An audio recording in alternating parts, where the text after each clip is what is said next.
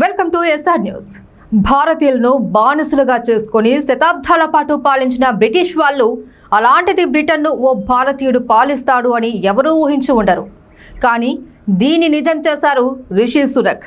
ఇంతకాలం ఓ భారతీయ బిడ్డ, అందులోనూ ఓ తెలుగింటి అల్లుడు బ్రిటన్ ప్రధాని అంటూ గర్వంగా చెప్పుకునే వాళ్ళం. కానీ ఇకపై అలా చెప్పలేం. భారత సంతతి బిడ్డ ప్రధాని ముచ్చట ఎక్కువ కాలం నిలవలేదు. తాజాగా జరిగిన బ్రిటన్ పార్లమెంట్ ఎన్నికల్లో కన్జర్వేటివ్ పార్టీ ఘోర ఓటమిని చవిచూసింది. దీంతో రిషి సునక్ ప్రధాని పదవి నుండి వైదొలిగారు. యునైటెడ్ కింగ్డమ్ పరిధిలోని England, Wales, Scotland, Northern Ireland వ్యాప్తంగా 650 పార్లమెంటు సీట్లు ఉన్నాయి.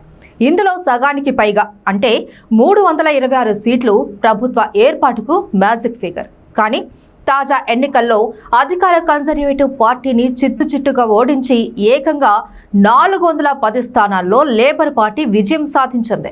రిషి సునక్ సారథ్యంలో ఎన్నికలకు వెళ్లిన కన్జర్వేటివ్ పార్టీ కేవలం 118 సీట్లకే పరిమితమైంది. ఇప్పటికే మెజారిటీ సీట్లు సాధించిన లేబర్ పార్టీ ప్రభుత్వ ఏర్పాటుకు చర్యలు చేపట్టింది.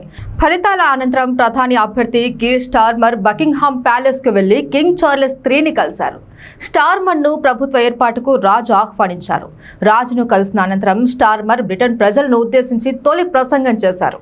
ఇక అంతకుముందే ఓటమిని అంగీకరించిన రిషి సునక్ ప్రధానిగా చివరి ప్రసంగం కూడా చేశారు. ఆ తర్వాత కింగ్ చార్లెస్ IIIని కలిసి రాజీనామాను సమర్పించారు. బ్రిటన్లో గత 14 ఏళ్లుగా కన్జర్వేటివ్ పార్టీ అధికారంలో ఉంది. అయితే తాజాగా జరిగిన ఎన్నికల్లో ఆ దేశంలో ఎప్పుడూ జరిగేలాగే ప్రజలు మరో పార్టీకి అధికారాన్ని కట్టబెట్టారు. ప్రతి 10 నుంచి 15 ఏళ్లకోసారి బ్రిటన్ పాలనా బాధ్యతల నుండి పాత వారిని తప్పించి కొత్త వారికి అవకాశం ఇస్తారు అక్కడి ప్రజలు. ఇలా వరుసగా 14 ఏళ్ల పాటు పాలించిన కన్జర్వేటివ్ పార్టీని ఓడించి లేబర్ పార్టీకి అధికారం కట్టబెట్టారు. ఎన్నికల్లో కన్జర్వేటివ్ పార్టీ ఓటమికి బాధ్యత వహిస్తూ రిషి సునక్ ప్రధాని పదవికి రాజీనామా చేశారు. అధికారిక నివాసం నుండి చివరి ప్రసంగం చేసిన ఆయన ఎమోషన్ అయ్యారు.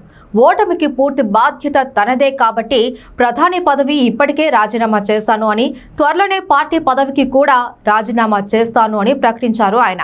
తనకు ఇన్ని రోజులు సహకరించిన దేశ ప్రజలకు, సహచర ప్రజా ప్రతినిధులకు ఆయన ధన్యవాదాలు తెలిపారు. ఇక ఈ సందర్భంగా నూతన ప్రధానిగా బాధ్యతలు చేపట్టనున్న స్టార్మర్కు రిషి శుభాకాంక్షలు తెలిపారు. బ్రిటన్లో ఇప్పటి వరకు ఏ పార్టీ కూడా వరుసగా 15 ఏళ్లకు పైగా పాలించింది లేదు. ఎంత గొప్పగా పాలించినా అక్కడి ప్రజలు 5వ సారి ఏ పార్టీని గెలిపించిన దాఖలాలు లేవు. ఇలా 1979 నుండి 1997 వరకు కన్జర్వేటివ్, 1997 నుండి 2010 వరకు లేబర్ పార్టీ అధికారంలో ఉంది. ఇక 2010లో తిరిగి కన్జర్వేటివ్ పార్టీ అధికారంలోకి వచ్చి ఇప్పటి వరకు పాలిస్తూ వచ్చింది. తాజా ఎన్నికల్లో మళ్లీ కన్జర్వేటివ్ పార్టీ నుండి అధికారం లేబర్ పార్టీ చేతుల్లోకి వెళ్లింది.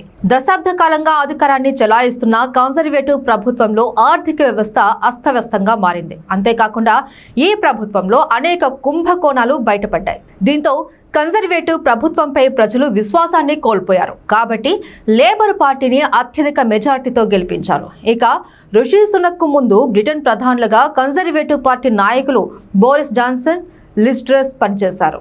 వీరి హయాంలోనే పార్టీ పూర్తిగా దెబ్బతిందని ఆ పార్టీ నేతలే చెప్తున్నారు. కన్జర్వేటివ్ పార్టీ ఓటమిలో రిషి సునక్ పాత్ర ఏమీ లేదు అని అభిప్రాయపడుతున్నారు.